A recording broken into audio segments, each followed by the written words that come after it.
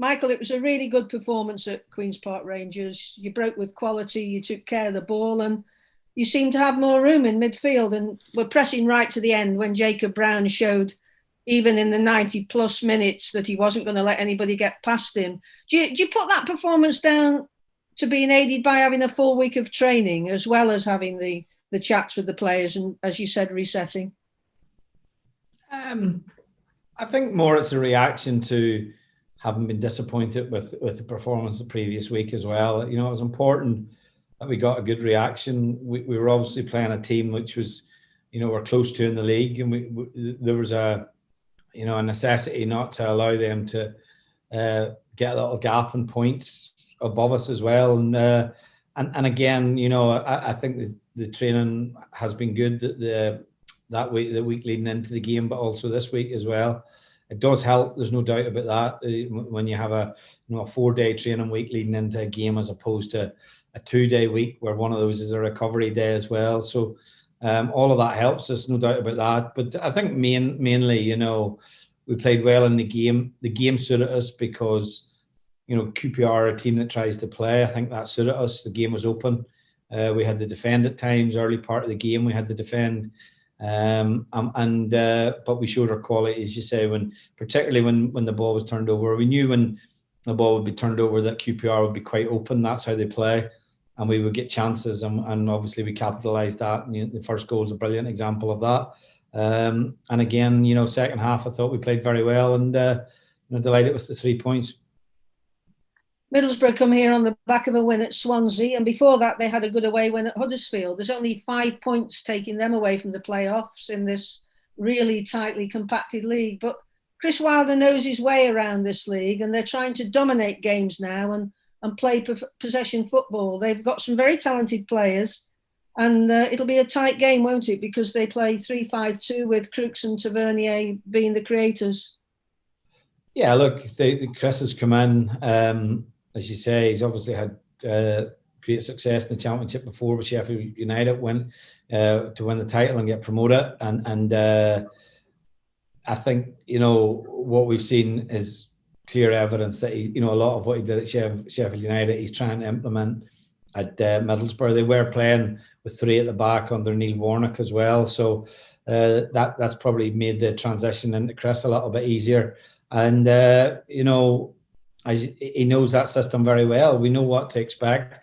It's still early days. It takes a long time to get exactly what you want into your team and how you want them to play. But we know it'll be a tough game. They'll look at the opportunity and they'll think they can come to Stoke and win, and obviously close the gap between themselves and us. You know, our obligation is to try and make sure that doesn't happen. But I think, like any new team, you get a little jump after a manager arrives. And then you get tested in games 5-6 when teams start to realise a little bit clearer what you're trying to do. And games between ourselves and Middlesbrough are always tight. There's been very little in them, and we're prepared for that. You mentioned last week that you felt better equipped to handle the injuries, and I'm hoping you're going to tell me that there's more players back this week. But on the injury front, what's the news with Romain Sawyers? Not good, unfortunately. The quite a bad tear in his quad muscle, and the time frame is 10 to 12 weeks that we've been given for his absence. And on any other players, there's no real update. None of those players will be available to be involved at the weekend. It was good to have Clucas and Sema back at QPR, and again, Sam coming on the pitch was a bonus, because he's obviously he's going to be a key player with the injuries we have in midfield. Jordan Thompson had surgery this week. So yeah, the news on the injury front, unfortunately, isn't any better. Is Nick Powell progressing anymore? No, not really, to be honest. We've had to step him off a little bit. He had a little bit of pain in the area where the fracture is.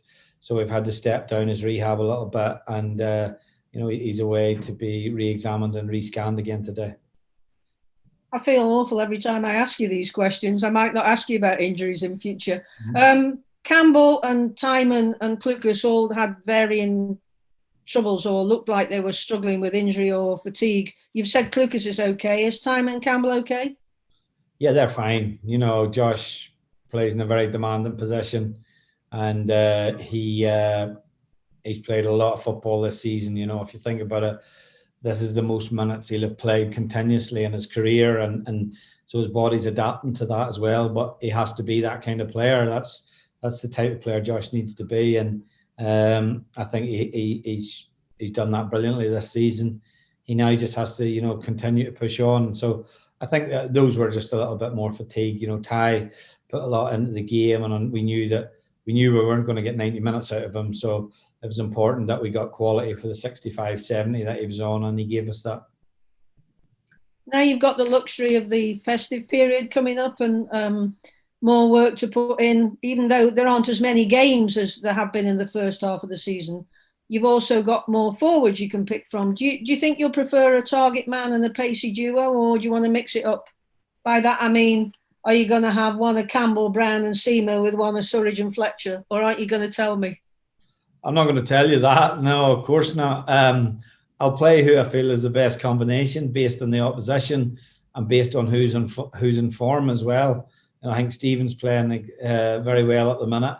And the important thing for us is obviously the strikers that start have an impact in the game, but arguably even more important is that when you make changes, that the strikers come on and give you what you need, because it's very difficult for the two front players to play 90 minutes in the current situation. So we share the minutes there. So, you know, if it's Sam and Brownie coming on, or vice versa, Fletch and Campbell coming on, or Seema coming on in the mix for that, they have to have an impact. So it's nice that we have all five available at this minute in time, and touch wood that remains for the rest of the season.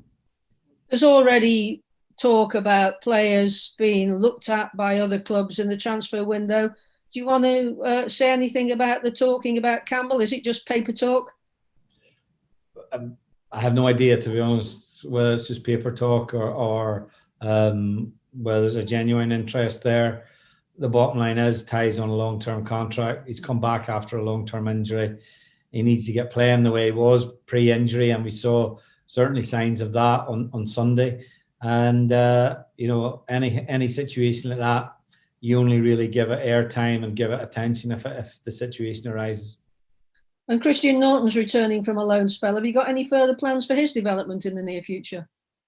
Well, we just have to look and see where he's at, how he looks. You know, the most important thing for a young player is when they come back from loan is that there's improvement there. We'll have him in, we'll see where he's at. And if we feel it's the right thing to keep him in the building, we'll do that. If not, we'll send him back out on loan, and it's all part of his development. And you know, young DiMaggio Wright Phillips has trained quite a lot with the first team recently, and he's another forward that is a little bit different from what we have at this minute in time. And you know, as I say, we're interested and excited by his progress as well. The new COVID measures will come into force for home matches, not this one, but the Derby match. Has it made any difference for yourselves in terms of training with the enhanced COVID measures? No, not at the minute. You know, we're still getting to grips with that. It doesn't change how we train. It may mean that we have to do things a little bit different around the building to ensure social distancing and those aspects of things. But you know, it's disappointing because you kind of we get used to working in a way that we were more often than not. Little things now is like, for example, we have the windows open in the canteen, which means it's freezing, and so all of those types of scenarios add to it. But in terms of how we work on the pitch, it doesn't affect us at all. And you've always liked a good atmosphere for these matches. Middlesbrough are reportedly bringing about 1,600 people tomorrow, so it should be a good game for atmosphere.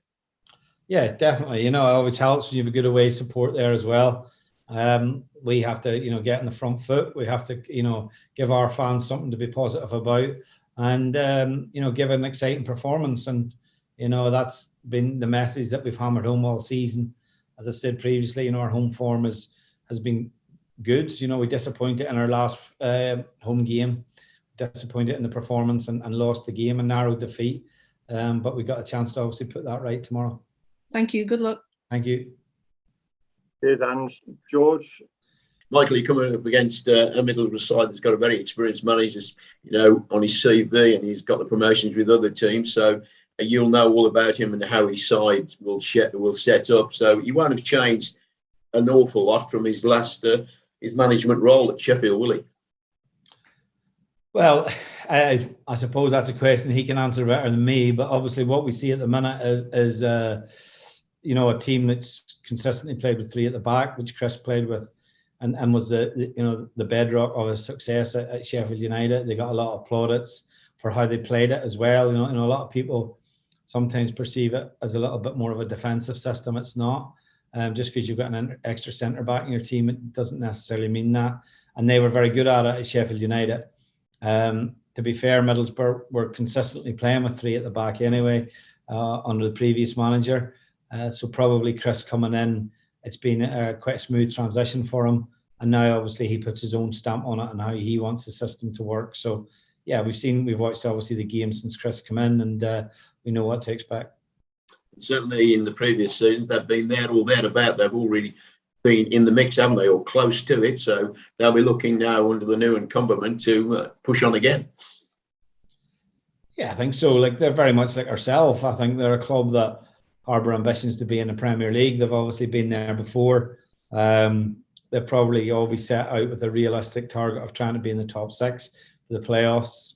I can't remember exactly when the last time that was, but yeah, they're like a lot of clubs in the Championship where they have a setup and they're geared for Premier League football. But ultimately, they're chasing it like we are, and as I say, I have a number of other teams in this league.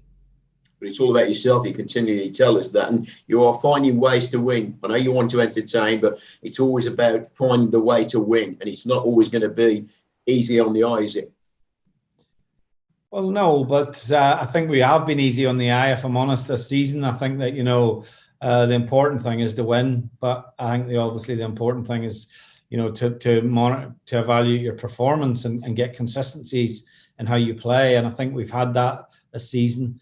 We talked about our last performance at home. It lacked that, but I think we had to be mindful of the team that we had to select due to the injuries that we had and suspensions that we had. So that certainly hampered us on that day. And I think there's no coincidence that, that transmitted itself into the performance that we had. But the main thing for me is that you get a really good consistency performance, that the team structure and the team knows what's expected of them. They know what they're doing, first of all, with the ball and without the ball. And, if you get that consistency, as I say, I believe you'll get consistency in results. And Michael, obviously the Premier League you introduced saliva tests into their players. Is that something you feel the EFL and maybe the lower leagues should do with the current situation? Well, it's not for me to decide that, to be honest. If the EFL decide that we have to go back to a testing regime, then we'll have to do it. To be honest, I think we've coped quite well without that, certainly in the past period. The only times we've been tested is before we've played a Premier League team in the Carabao Cup, which obviously we did do this season in Watford and Brentford. Otherwise, we're working on the basis that, unless players are displaying symptoms, that we act upon that. And so far, we've had very limited cases of COVID. But again, what the authorities want to do and how obviously, it's the authorities outside football that will dictate that as well. So hopefully that we don't go back to too stringent measures, because we've come through a difficult period, and we're enjoying obviously the freedom to work that we have at this minute in time. Finally, from me, Michael, the government are looking to introduce a tax to the Premier League clubs on transfers. Have you got an opinion on that? Not really, to be honest. It's not something I've given a lot of thought to at this minute in time. I think, look, the main I think discussion around all this is the distribution of wealth in the game between obviously the Premier League, the 20 teams that have access to the massive television deal, and the 72 clubs that don't. We have been one of those 20 teams in the past, so we've had the benefit of that as a club.